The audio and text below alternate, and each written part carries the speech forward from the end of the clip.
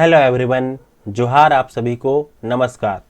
आज के इस इम्पोर्टेंट वीडियो में बात करने वाले हैं एक नए रामसर स्थल की, एक नए रामसर साइट की, एक नए आर्द्र भूमि की, जो झारखंड से पहली बार जोड़ा गया है।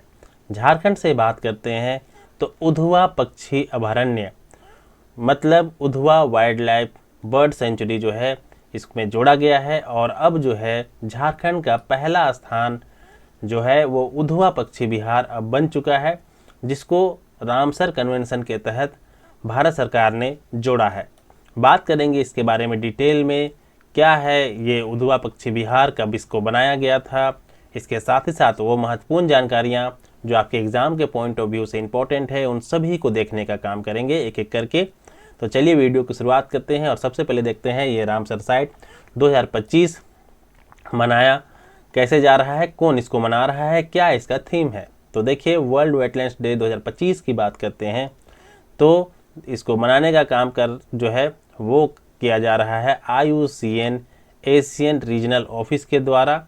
और ध्यान रखिएगा, इसको जो है जो थीम दिया गया है वो है protecting wetlands for our common future, ठीक है। और the Indo Burma Ramsar regional initiative hosted by IUCN, मतलब कि जो मेन इसमें ऑर्गेनाइजेशन है वो है the Indo Burma Ramsar regional initiative IBRRI, और इसको होस्ट कर रहा है IUCN Asia regional office. IUCN का फुल फॉर्म आप सभी को पता ही होगा, ये इन्वायरमेंट के क्षेत्र में महत्वपूर्ण काम करता है, international union for conservation of nature, ठीक है। ये इसमें प्रमुख कार्य करता है। और इसका अगर हम लोग बात करते हैं हेडक्वार्टर का, तो इसका हेडक्वार्टर है ग्लैंड जेनेवा में, ठीक है। तो इतना जानकारी आपको रामसर से ध्यान रखना है। रामसर के बारे में कुछ और महत्वपूर्ण जानकारियों की बात करते हैं तो ध्यान रखना है रामसर के बारे में कुछ और महत्वपूर्ण जानकारियाँ क्या क्या है जो आपको याद रखना है। तो यहाँ पे देख सकते हैं कि इंडिया ने, सबसे पहली बात ये चीज़ ध्यान रखना है कि इंडिया ने 4 नए रामसर वेटलैंड्स को जोड़े हैं और पहली बार झारखंड का कोई स्थान इस रामसर साइट में रामसर स्थल के रूप में जो है मान्यता दिया गया है। और एक और स्थान है जो सिक्किम में है, उसको भी पहली बार सिक्किम राज्य के लिए पहला वेटलैंड्स का दर्जा दिया गया है। रामसर साइट की बात करते हैं तो रामसर साइट जो है बनाने का शुरुआत किया गया था रामसर कन्वेंशन के द्वारा। और रामसर कन्वेंशन ऑन वेटलैंड्स एक प्रकार का इंटर गवर्नमेंटल ट्रीटी है, जिसको 2 फरवरी 1971 को सभी देशों ने अडॉप्ट किया था। हालांकि इंडिया इसमें नहीं था और इंडिया इसको ज्वाइन करता है 1 फरवरी 1982 को। तो आपके लिए ये पॉइंट महत्वपूर्ण है, फरवरी 1 1982। उसके बाद बात करते हैं तो ध्यान रखिएगा, जब भारत ने 75 वर्ष अपने आज़ादी के पूरे किए थे तो इसमें 75 वेटलैंड्स है, फिर पिछले साल इसमें 10 वेटलैंड्स और जोड़ दिए गए। इस तरीके से हो जाते हैं टोटल 85 और अब 4 जोड़ दिए गए हैं, तो भारत में अब हो गए हैं टोटल 89, ठीक है। टोटल 89 अब रामसर साइट हो चुके हैं और इसमें झारखंड का उधवा लेक, ठीक है, जो एक प्रकार का पक्षी अभयारण्य है, इसको भी जोड़ दिया गया है। तो ये चीज़ ध्यान रखना है। साथ ही साथ सिक्किम में भी एक स्थान को जोड़ा गया है। अब हम लोग उधवा पक्षी विहार के बारे में थोड़ा डिटेल में बात करते हैं। तो ये है आपका उधवा झील पक्षी विहार।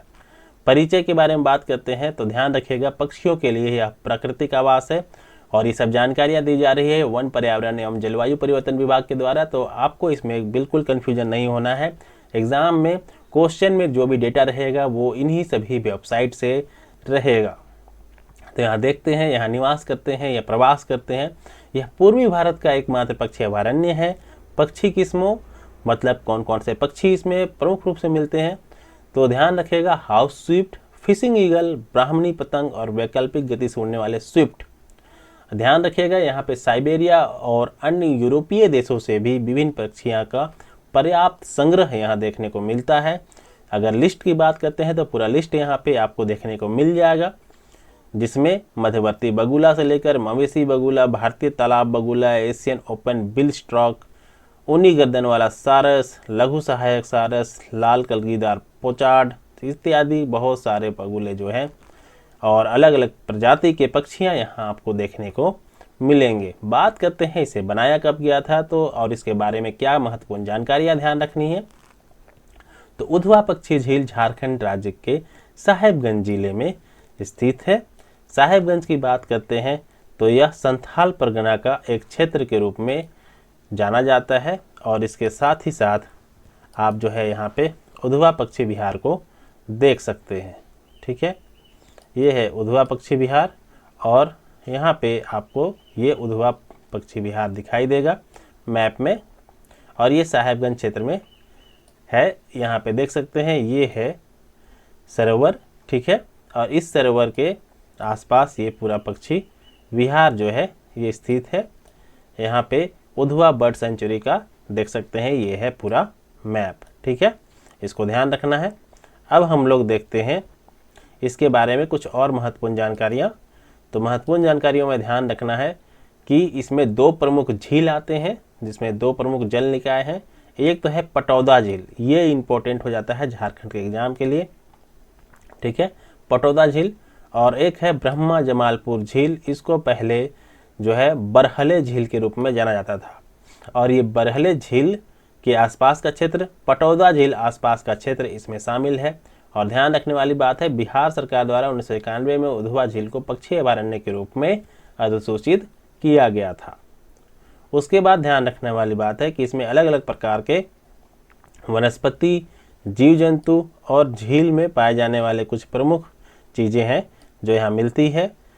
वनस्पतियों में देखते हैं तो वनस्पति में खास बात यह है कि आसपास थोड़ी सी हरियाली कम है, पेड़ पौधे कम है और लेकिन जो है झील में शैवाल और तैरते हुए उच्च पौधे हैं जो वनस्पति विज्ञानियों के लिए एक रुचिकर विषय हो सकता है। और इसी के लिए यहाँ पे जो है खास तौर से पक्षियाँ निवास करती हैं क्योंकि अगल बगल आर्द्र भूमि है और आर्द्र भूमि में नो डाउट जीव जंतु होते हैं और इसकी वजह से जो है यहाँ पे कई प्रकार की 2015 के जनगणना के अनुसार यहाँ पे 53 विभिन्न प्रजातियों के 2313 पक्षियों को दर्ज किया गया था। हालांकि इनकी संख्या पहले और भी अधिक थी।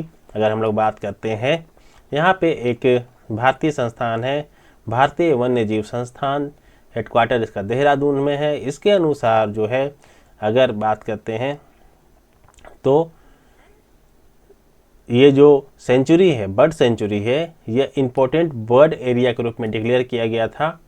और ध्यान रखिएगा चौधरी E.T. अल 1982 में 83 स्पीसीज को यहाँ पे रिकॉर्ड किया गया था।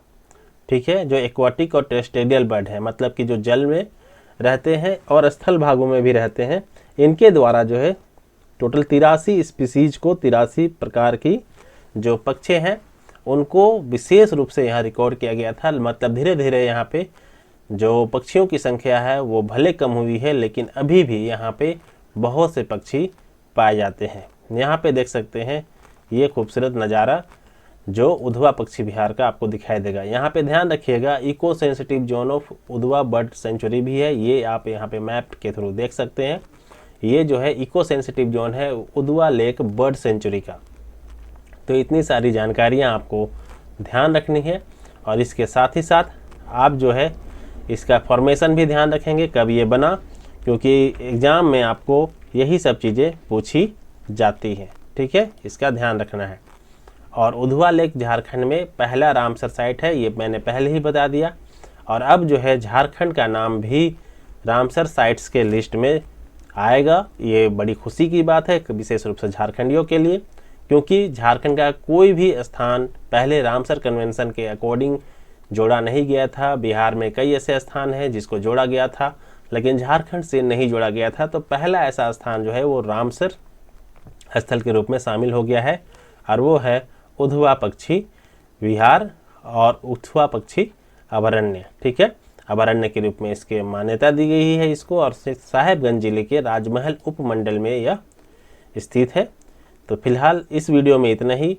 जो जानकारियाँ मैंने दी आपको कैसे लगी कमेंट बॉक्स में ज़रूर बताएं। साथ ही साथ वीडियो को लाइक करें और चैनल को सब्सक्राइब करें। फिलहाल इस वीडियो में इतना ही। चैनल से जुड़ने के लिए बहुत बहुत धन्यवाद।